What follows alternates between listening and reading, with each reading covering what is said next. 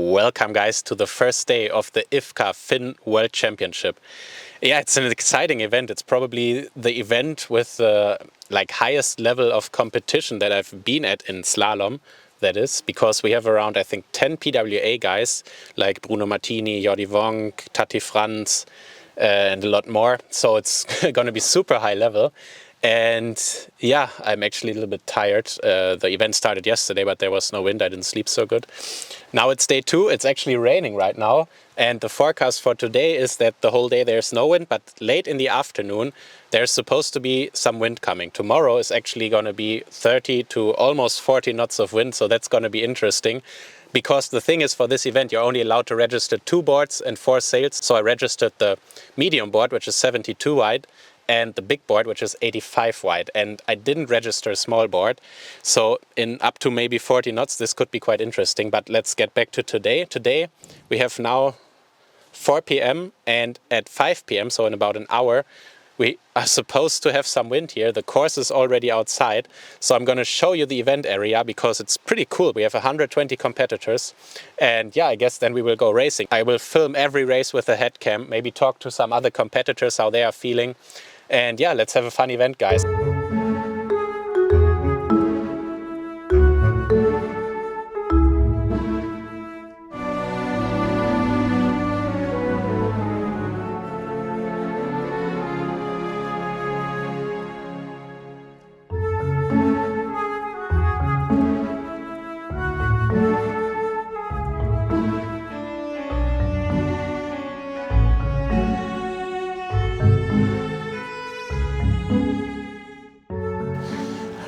Guys, it's now almost 5 p.m. in 20 minutes.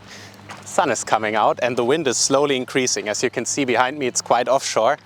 Bruno Martini is just heading out over there, trying, but you have to go far out to get some wind. But we can see the course all the way over there. So they put it quite far out so that we will have enough wind. And I think we will be starting in about half an hour. They're recording out there. Winds of around 10 knots on average, 15 knots gust, but still dropping to 7 knots. So they're going to have to wait a little bit longer because the minimum wind limit is going to be 11 knots. All right, so we're probably 20 minutes before the race. And look who we have over here. Andrea, hi. Hi, Nils. How is it? Hey, do you know more than we do? Yes, that's just my estimate. Well, looking at Bruno at the moment, it doesn't look like it's that windy. Yeah? But it's still close to the shore. But Bruno is the heaviest competitor, no? True. That's why he's going out now to But check. he has a 9.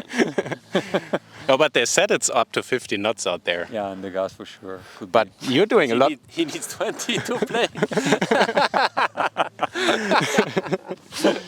But Andrea, I see you're doing a lot more racing again.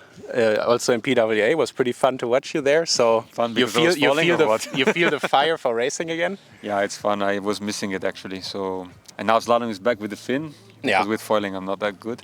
It's amazing also that there's so many people here, also Yes. young kids and from Turkey, from France, from all over the place. So it looks very alive windsurfing, which is good to see. Absolutely. I think the fin will bring back windsurfing strong again because it's a bit easier for everyone to get the gear, tune it.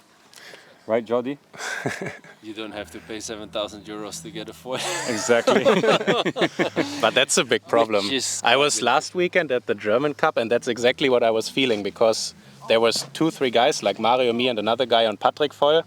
So we were fast, but there were guys that had our level or were better, but just had like a old foil and it's just not fun that they are not competitive just because of the gear. But what do you think about that? I know all about this. You know, like I think last year I was clearly not so competitive on the foil.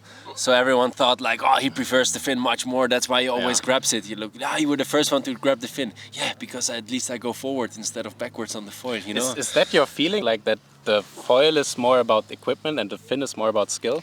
The thing is like the fin, you know, the difference between the gear in terms of performance is quite small. Like we kind of all figured it out. And the one sail has a bit more downforce, the one a bit more backhand, the one a bit more this and that, and you can prefer one or the other. But in the end, I think you can be fast on it all. Yeah, for sure. And on the foil, it's actually not like that. You know, like especially with the foil. On the wrong gear, you don't do anything. You don't do anything. But what I'm wondering is like what we And how didn't much see. good gear is now? I mean, the sails are all kind of good. Yeah, the sails, everyone figured it out. With the the boards, foils is the main But problem. what I'm kind of wondering, like what we see now is that guys in the foil, like they take 2-3 years to learn it like completely from zero, and they become like world class. And on Finn, we just didn't see that. Like, why do you think it's like Because this in the foil? level was much higher in Finn than in foil, and foil was very new, so everybody had a chance to actually. Yeah. But if you see it now already, that's not happening anymore. It's like the top guys are on the top, and the other guys will have to work hard to get there. So it's going to be the same very soon. It's always like this: when there's a new discipline, everybody jumps onto the new discipline. There are new names, but slowly when the older guys, which have experience and they're, then it starts to become harder and harder. For sure, you will have some new talents, but still, it's. But I don't know. I still think there would be a bigger gap with the Finn, because I do have the feeling it is a bit more technical with railing the board and how everything comes. Like I do think it's a bit more technical. Okay, but what's your guys' goal for this competition? I mean, you probably want to win it, Andrea. No, I just want to be third and trying to him fourth again. I have a contract on the fourth place so far, so and this goes way back in time. Let's say that it happened once in the whole life, so it was not something usual. And now the real question, I mean, I'm here just for fun and I thought, why not register? And now I see so many PWA guys. Where you guys think I will place in this fleet, because it looks super strong? How many are there, senior plus master combined? It's 40 plus. 50, no, yeah, over 40. 44, because some heats are 10, some are 11.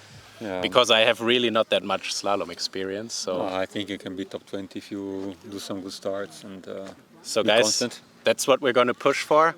We will talk more with all the competitors here, have some fun. There will be a video every day. I say 26. And then the one who's closer has to pay a drink for And what you say, 20? 22.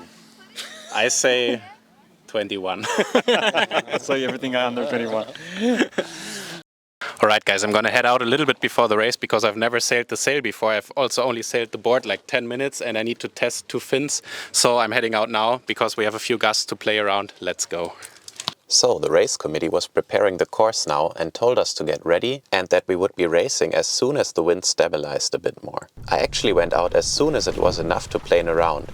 Because if you've seen my last video, you know that I've just gotten the big slalom board from Wind Lounge, and I also have just received the 8.8 slalom sail you see here during this competition.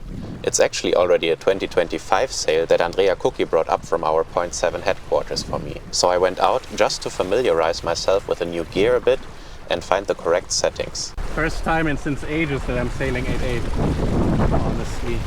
But yeah, I have the chopper fin in now because I didn't like so much last time the carpenter, so let's see if I can go better with the chopper.